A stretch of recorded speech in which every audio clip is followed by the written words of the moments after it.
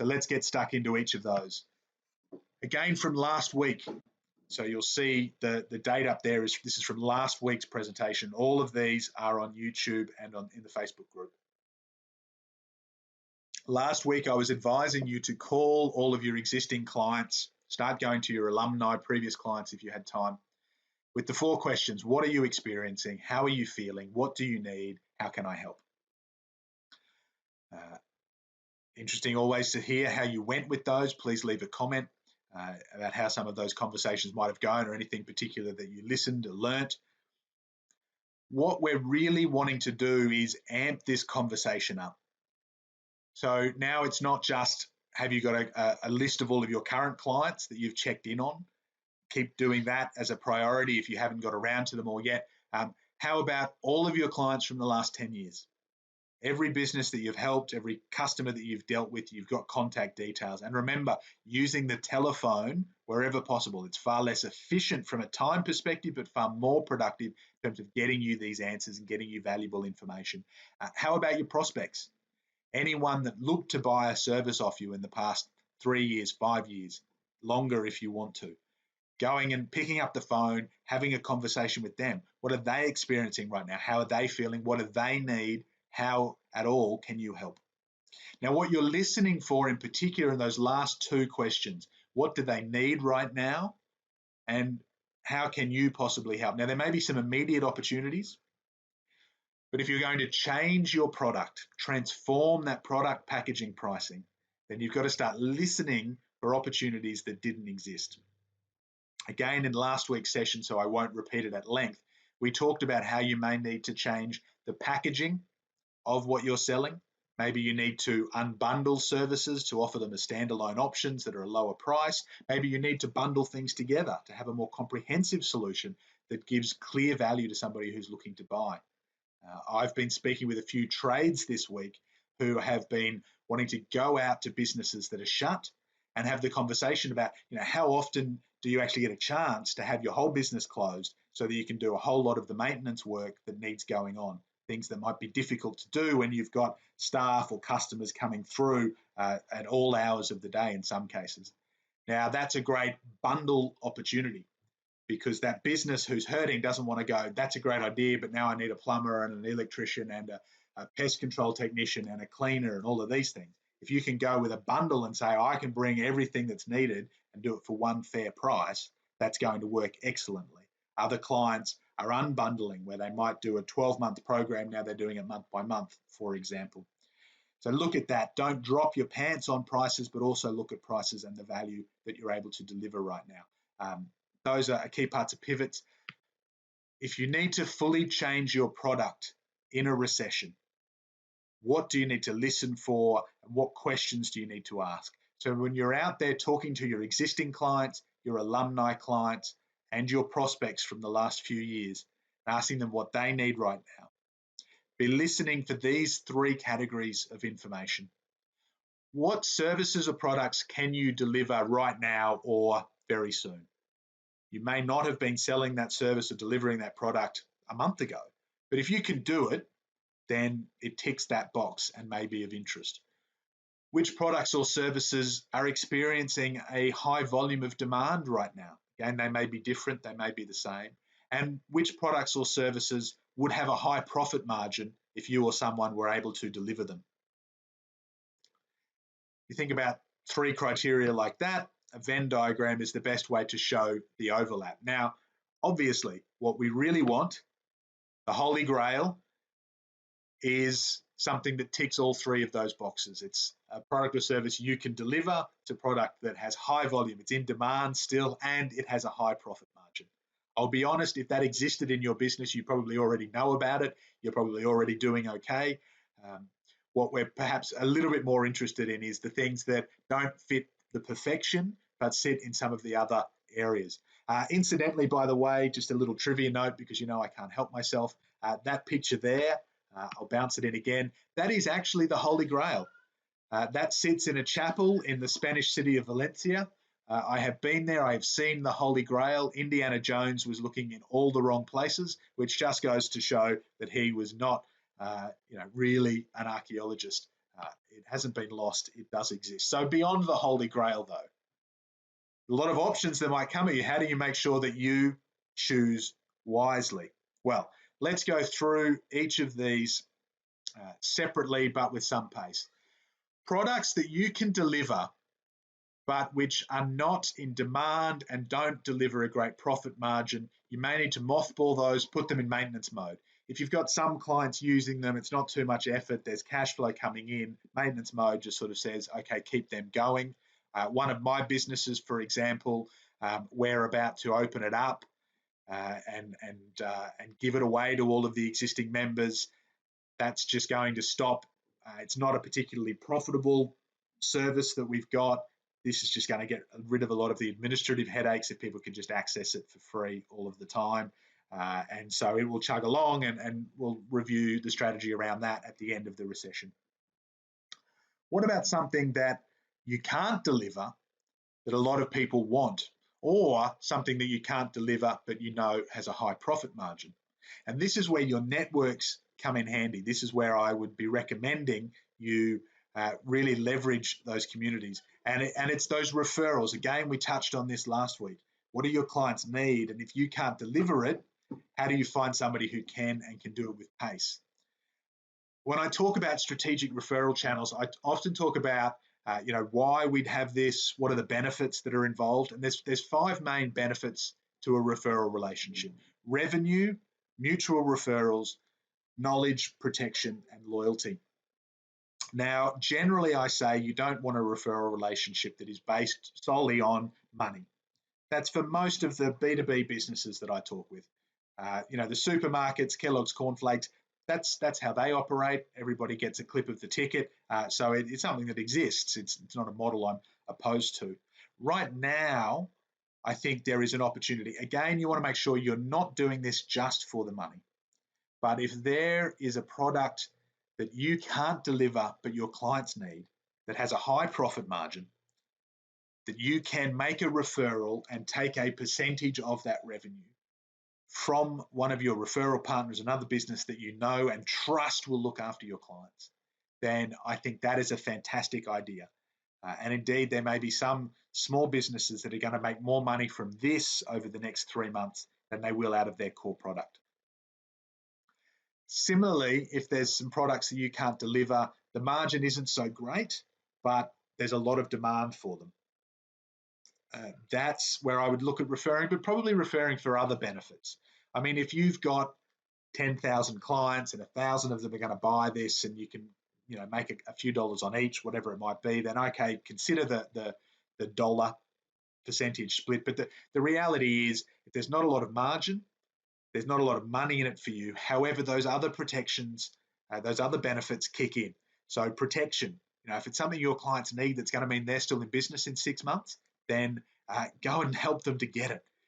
If it helps you to keep in touch with and know what's going on with your client base, go and do that. If it builds loyalty because you solve a problem abundantly without it being something you can do, that's going to put you in incredibly good stead at the other side of this recession. It may be mutual referrals. If I'm sending you a heap of clients, maybe you are going to send me some back. Don't get caught up in quid pro quo and one for one or any of that kind of nonsense. If you've got a trusted provider who can deliver something your clients want and they want a lot of, have the conversation. If I send you a heap of clients, how can we make that work? Don't get caught up in the money. What about those overlaps? What about those ones where they tick 2 out of the 3 boxes? So again, here, these are the products that you can deliver and that have high volume right now. So there's a lot of people still looking for those. The margin isn't necessarily great. You can do it. That's probably your cash flow product or service right now. It's going to be the bread and butter. It's going to keep your doors open. A lot of people ask me, why do some businesses really drop their prices in a recession? Like, they can't be profitable.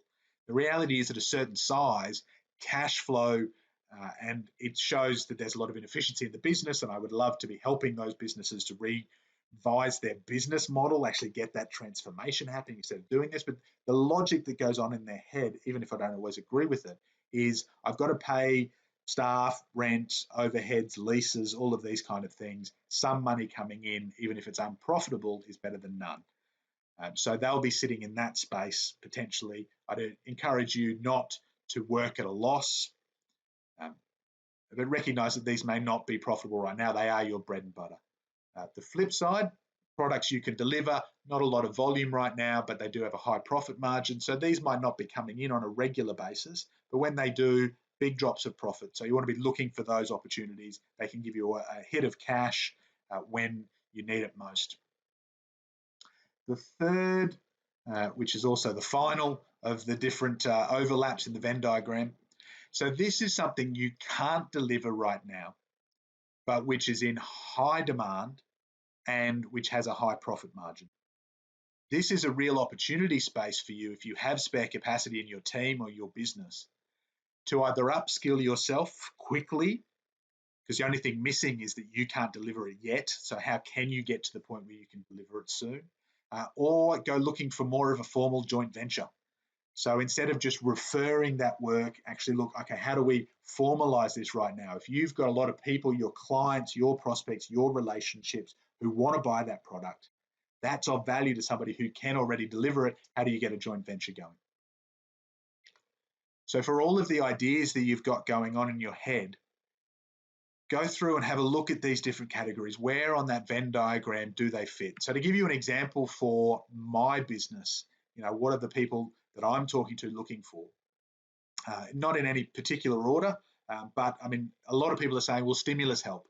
I know that my government, the Australian Taxation Office, Boris Johnson, the US Senate, whoever it is, they're giving a lot of money away right now. I'm not sure what I qualify for. I'm not sure how to access it. Can you help me with that? For me, that's not something I can deliver. There's a lot of demand for it at the moment. The margin on it is pretty low. People who are doing this work aren't making very much money off it, if any. So it sits over here. So when I'm getting those requests, I'm referring them on. I've got 2 or 3, depending on, I have 3 specifically referral partners that I trust to look after businesses here and internationally. So depending on exactly the right fit to get the right advisor, I'm just referring those on. And I'm doing that from a space of protection, that if my clients or my alumni clients can go and get that stimulus help, they're more likely to be in business in 3 and 6 months' time. They're going to remember that, and they're going to be around as a useful client. Recession advice, which is in a sense what we're doing right now. That's something I can deliver. I've helped small businesses through a recession in the past, unlike most Australian advisors. So it's something I can deliver. It's something a lot of people are looking for. So don't waste a good recession, for example, and some of the specific conversations that might fall out of this.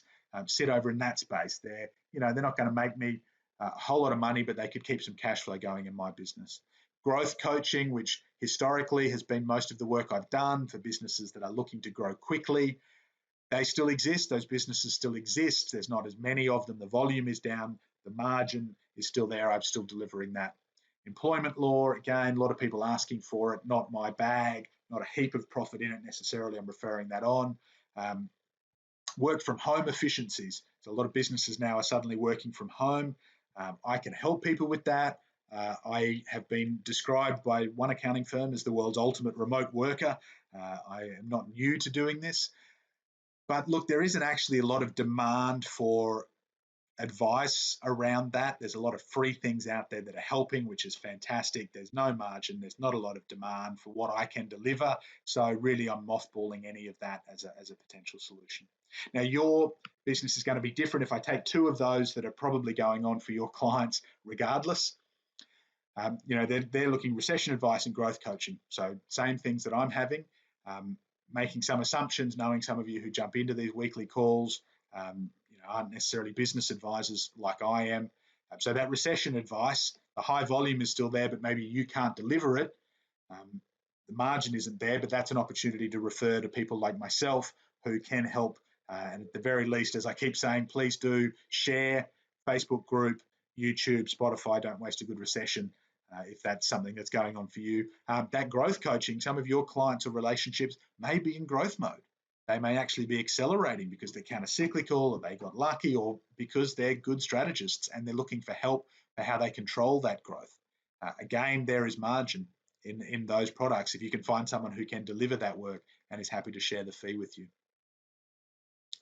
So keep having the conversations and keep thinking about what is it that I can deliver and how do I deliver that in a way that has the right demand, the right volume to get me the cash flow that I need. A final, no, that's M&M. Sorry, that's the M&Ms. That's what I'm looking for. M&As, mergers and acquisitions. So the final option that I'd encourage your business, especially if you're not really hurting right now, we've all taken a little bit of a breath at the very least from the speed of this recession, especially if you are still looking for some of that growth. Where are the opportunities right now around mergers and acquisitions? I mean, very briefly, a merger, your business, another business, you merge them together. You want them to fit. An acquisition is a little bit more like you taking over another business. They both have different pros and cons, different opportunities worth learning about. Because if you're even just in a stable position right now, knowing that some of your competitors or some of the value chain, the people who are before you or after you in the client journey are hurting right now, this can be a fantastic opportunity to not only help those businesses, help those clients, but also grow your business quite rapidly without necessarily needing to put down some of the cash, the finances you might have even just a month ago. And the key thing that I use as a starting point for mergers and acquisitions is the product market fit. So what's your product or service? What's your access to market? Some companies are really product companies. They're great at developing things. Kellogg's, in my earlier example, they don't door knock trying to sell you cornflakes. They just sign the cornflakes and then have a relationship with the market companies. Those who have channels to market, distributors, wholesalers, etc.